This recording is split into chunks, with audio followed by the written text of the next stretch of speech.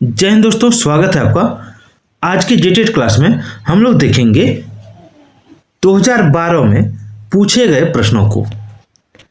ठीक है, आप यहाँ देख सकते हैं झारखंड शिक्षक पात्रता परीक्षा सोल्व पेपर 1 यानी 1 to 5 के लिए 2012 का ये सोल्व क्वेश्चन पेपर है। इसमें हम लोग देखेंगे ईवीएस को। किसको देखेंगे?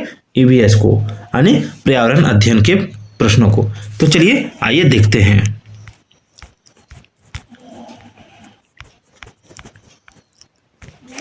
आप यहाँ देख सकते हैं ये पर्यावरण अध्ययन का क्वेश्चन पेपर है। पहला सवाल है कि हाइड्रिला जैसे पौधे कहाँ रहते हैं? हाइड्रिला जैसे पौधे कहाँ रहते हैं? कच्छ में, मरुभूमि में, जल में या वन में? तो देखिए हाइड्रिला जैसे पौधे जल में रहते हैं। कहाँ रहते हैं? जल में। चलिए नेक्स्ट देखिए कि जिस पदार्थ की मदद से पाचन क्रिया होती है वह क्या कहलाता है? एंजाइम, प्रोटीन, स्टार्च या अम्ल? तो देखिए जिस पदार्थ की मदद से पाचन क्रिया होती है उसको एंजाइम कहते हैं। चलिए VOD को मान किसमें अधिक होता है? VOD का मान किसमें अधिक होता है? स्वच्छ जल में, प्रदूषित जल में, मल जल में या ये सभी? तो देखिए VOD का मान मल जल में अधिक होता है। आगे जल या वायु द्वारा मिट्टी की ऊपरी परत हटाने की प्रक्रिया क्या कहलाती है? वननाशन, अपर्दन, प्रदूषण या कृषि? तो ये हो जाएगा अपर्दन। ठीक है, जल या वायु द्वारा मिट्टी की ऊपरी परत हटाने की प्रक्रिया मिट्टी अपर्दन कहलाती है। नेक्स्ट है पृथ्वी का 70% भाग जल है, परंतु स्वच्छ जल का प्रतिशत कितना है? 3%, 4%, 5% या 6%? तो देखिए इसका राइट आंसर होगा ऑप्शन ए 3%। आगे है सजीव किसका प्रयोग निरंतर ऊर्जा के स्रोत के रूप में करते हैं? सूर्य का प्रकाश, चांदनी, जल या वायु? तो इसका राइट आंसर होगा ऑप्शन डी वायु।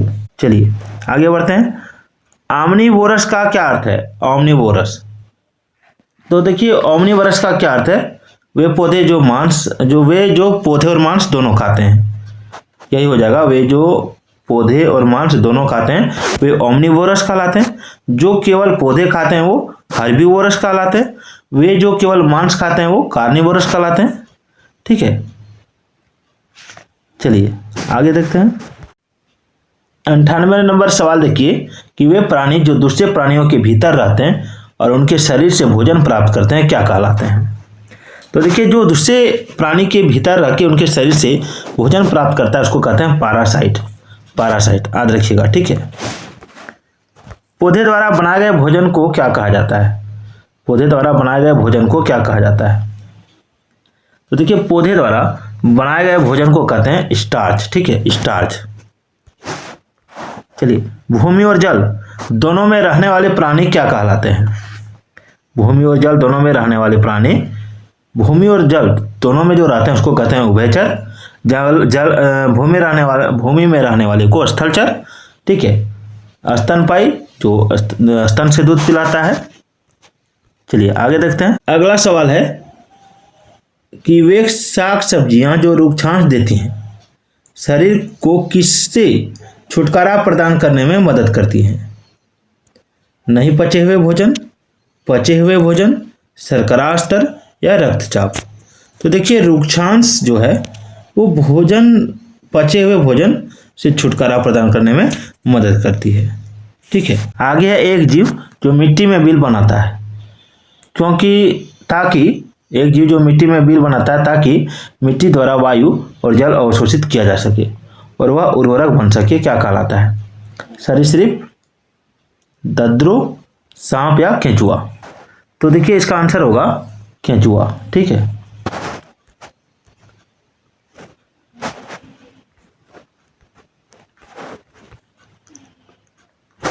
चलिए अगला है एक स्थान के वायु, नमी और तापक्रम जैसे अजैव कारक किसका निर्धारण करते हैं?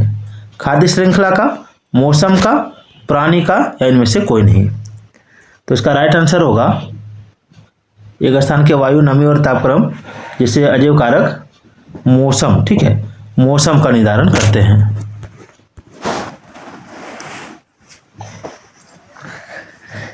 चलिए आगे देखिए, अगला सवाल है कि प्रमुख ऊर्जा उत्पादन करने वाले खाद्य कौन से हैं। प्रमुख ऊर्जा उत्पादन करने वाले खाद्य, तो वो है आपका कार्बोहाइड्रेट और वसा, कार्बोहाइड्रेट और वसा। अगला है प्रत्येक स्थिति तंत्र में सभी प्रजातियां किससे जुड़ी होती हैं। प्रत्येक स्थिति तंत्र में सभी प्रजातियां किससे जुड़ी होती हैं, तो सभी प्रजातियां जुड़ी होती हैं आपका खाद्य जाल से, ठीक है, खाद्य जाल से। चलिए आगे देखिए,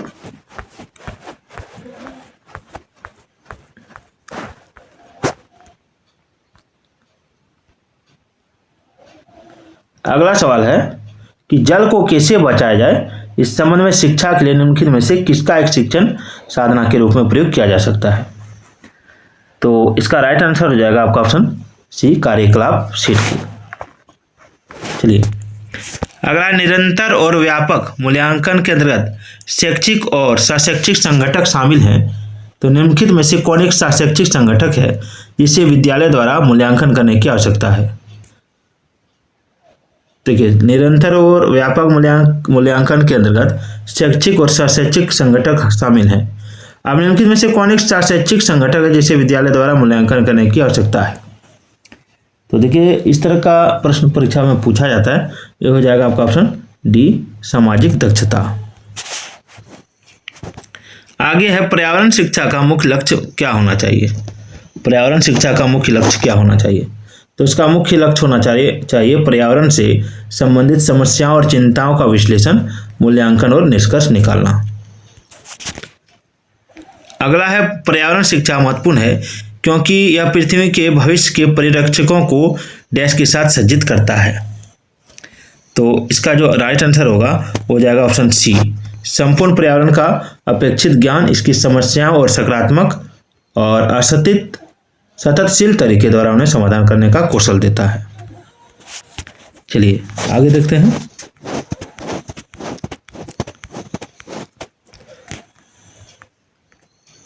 अगला, निम्नलिखित में से किस एक के अतिरिक्त सभी पर्यावरण के अध्ययन के महत्व हैं। तो देखिए, इसका राइट आंसर होगा भाषा को समझना, ठीक है।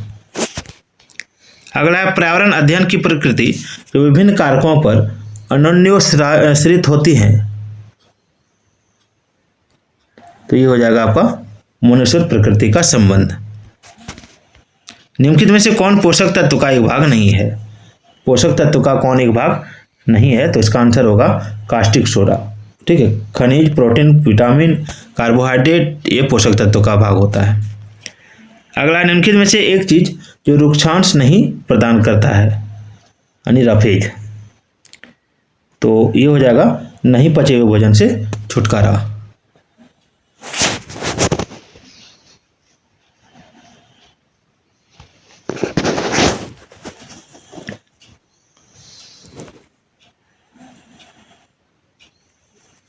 चलिए, गांव के परिवार में जल भंडारण के लिए किसका व्यवहार किया जा सकता है।